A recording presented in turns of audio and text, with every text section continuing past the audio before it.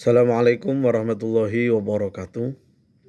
Pada kesempatan ini saya akan mengulas satu buku yang berjudul Diaspora Kaum Pergerakan, Sejarah PMII di Yogyakarta 1960 sampai 2024. Saya kira buku ini menjadi salah satu buku yang penting untuk dibaca para kader PMII, terutama di wilayah Yogyakarta, di mana buku ini mengcover dinamika pertumbuhan yang terjadi pada organ tubuh PMII sejak tahun 60 sampai 2024.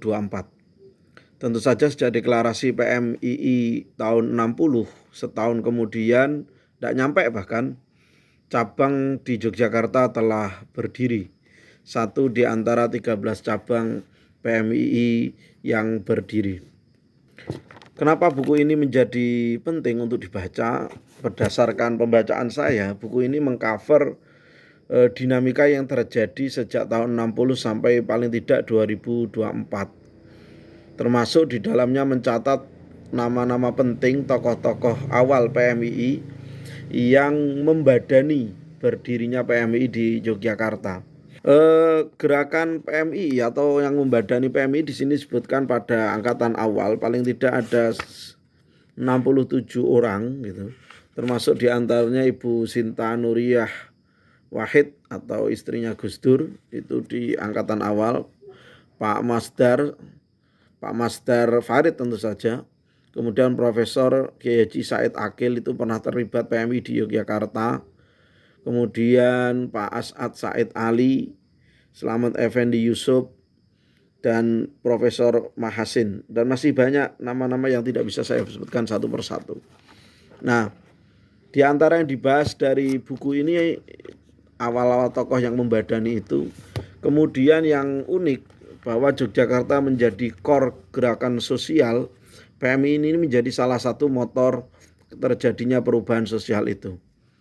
Tentu saja kita tidak bisa lupa bahwa gerakan-gerakan sosial itu banyak yang muncul dari PMI di Yogyakarta, dari tokohnya. Misalnya saja berdirinya Elkis pada tahun 90-an oleh Imam Aziz gitu, yang minggu depan 100 hari wafatnya, itu menjadi tonggak awal gerakan sosial itu melembaga atau menjadi sebuah lembaga yang lebih terstruktur dan rapi.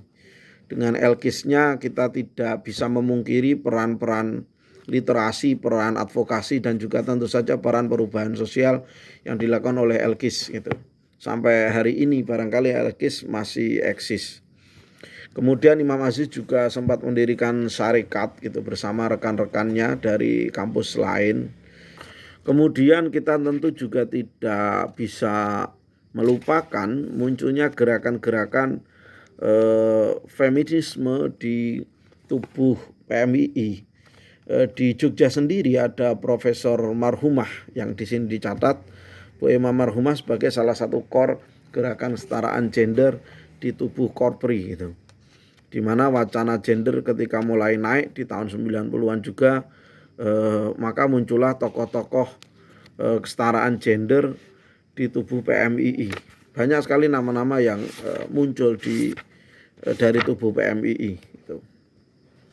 Kemudian selain itu juga kita tahu ada media islami.co yang didirikan oleh saudara atau sahabat Safik gitu. Itu juga berasal dari Yogyakarta.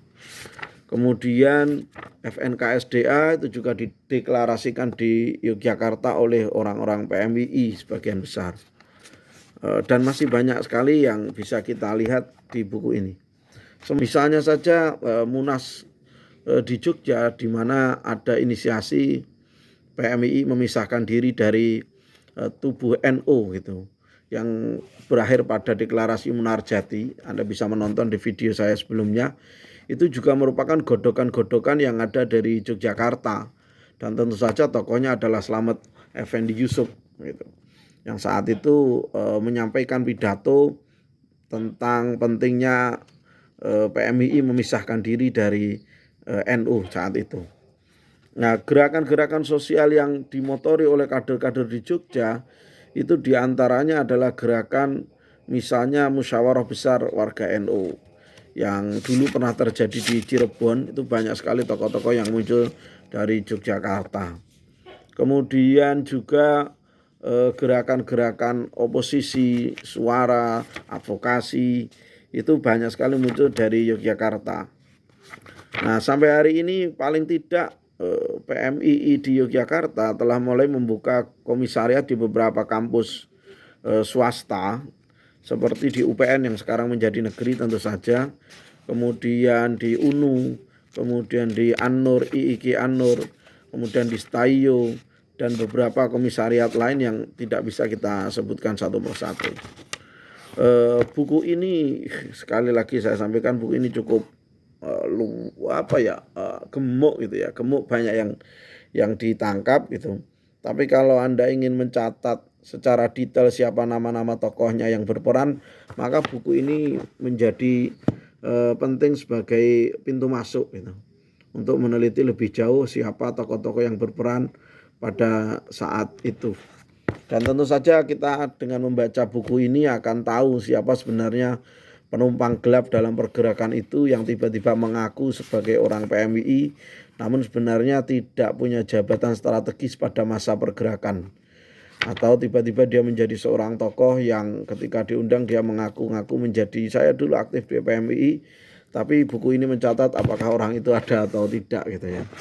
Kalian bisa membaca kiprah-kiprah alumni PMII di sini disebutkan seperti mendirikan pesantren, majelis taklim, kajian akademik, kajian diskusi rutin, pesantren sosial, pesantren entrepreneur, dan juga penerbitan-penerbitan.